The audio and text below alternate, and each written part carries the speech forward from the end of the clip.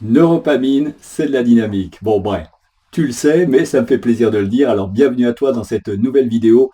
Nous allons effectivement nous efforcer d'appliquer les neurosciences de la prise de décision à la réalité de la vente, de la relation client. Et aujourd'hui, notamment, je souhaite mettre l'accent avec toi sur un de ces 188 biais cognitifs, principes décisionnels dits du travail perçu, qui peut d'une certaine façon nous amener à revisiter cette vente, cette relation client dont on parlait. Je vais partager mon écran et nous allons y aller ensemble.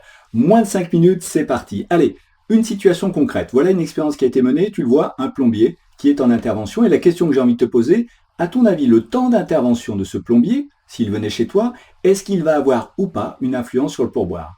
Eh bien oui, le résultat de l'expérience, tu t'en doutais, c'est que s'il prend beaucoup de temps pour réparer une fuite et puis qu'il te demande 50 € ou plus, en tout cas sur l'expérience qui a été menée, voilà le résultat. Non seulement les clients étaient satisfaits, il a pris du temps, il s'est démené, mais en plus, il donnait un pourboire extrêmement généreux. Tu verras dans quelques instants que si par le fruit de l'expérience, il a été beaucoup plus rapide dans effectivement le traitement d'une fuite, etc., eh bien finalement, peut-être que ces pourboires vont s'évanouir. Curieux, et pourtant. On va regarder ça ensemble. Donc pour stimuler la prise de décision, travail perçu, je l'évoquais avec toi, nous nous basons sur une quantité d'efforts qu'il ou qu'elle a eu à engager pour effectivement évaluer le fruit d'un travail. C'est ça que nous dit effectivement ce principe décisionnel. Et pourquoi on étudie ça? Eh bien parce que en matière de prise de décision, on l'a vu, il y a des choses qui ne sont pas aussi rationnelles que ça. Nous sommes beaucoup plus empreints d'émotions et dans une logique très irrationnelle dans la prise de décision que l'on le pense.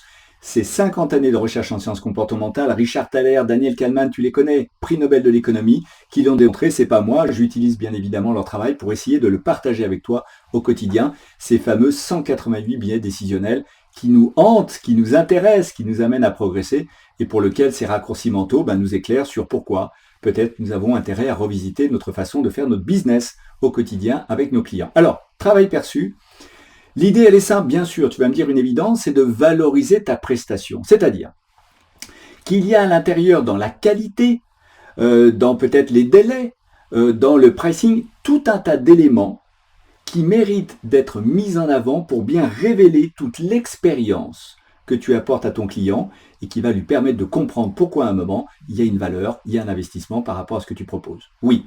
Donc l'idée clé, c'est quoi? C'est qu'à un moment, il peut y avoir un déséquilibre entre le prix, le montant, le budget que tu souhaites effectivement que ton client investisse chez toi et la valeur qui est perçue. Pourquoi? Encore une fois, parce qu'il y a une possibilité que ce ne soit qu'une quantité de travail perçue qui fasse pour l'interlocuteur que tu as en face la réalité de est-ce que ça mérite le prix ou non. Quelques exemples, je reviens sur cet exemple-là. Et tu le vois en bas de cette page, je le regarde avec toi. Eh bien, quand effectivement, grâce à son expérience, ce plombier a pris beaucoup moins de temps pour résoudre un problème de fuite, etc., eh bien, non seulement les taux d'insatisfaction étaient plus importants que quand il mettait beaucoup de temps, moins expérimenté, mais en plus, il n'y a eu quasiment pas de pourboire ou très très peu. Donc tu le vois bien, ce qui est mis en évidence ici et que je voulais révéler avec cet exemple aussi, c'est que d'une certaine façon, il y a dans la perception, tu vois par exemple les réponses des automobilistes sur les critères qu'ils utilisent pour privilégier l'achat d'un véhicule, une différence qui peut exister, on la voit ici avec une perception d'un concessionnaire, d'un constructeur. Qu'est-ce qui est réellement dans ces critères mis en avant, valorisé, pour donner toute l'ampleur en fait de la situation. Alors l'application, elle est simple et elle est compliquée.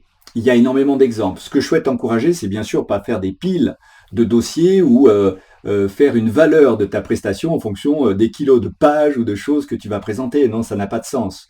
Mais derrière la logistique que tu proposes, la technologie, la qualité, le délai d'intervention, il y a peut-être tout un tas d'éléments dont tu souhaites absolument que ton interlocuteur soit conscient pour qu'il prenne l'essence même de la valeur de cette expérience que tu mets à sa disposition.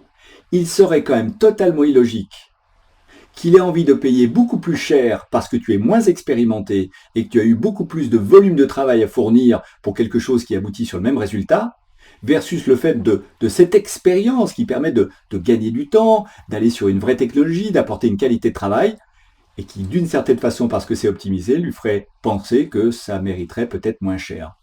Irrationnel, incohérent, d'où la nécessité pour toi de mettre en avant l'essence même de ce qui a révélé cette expérience et en quoi tu apportes quelque chose qui va bien au-delà de ce qu'il avait peut-être imaginé dans la lecture d'un document ou la prestation telle qu'il la voit. À toi de jouer, bonne mise en application et à bientôt.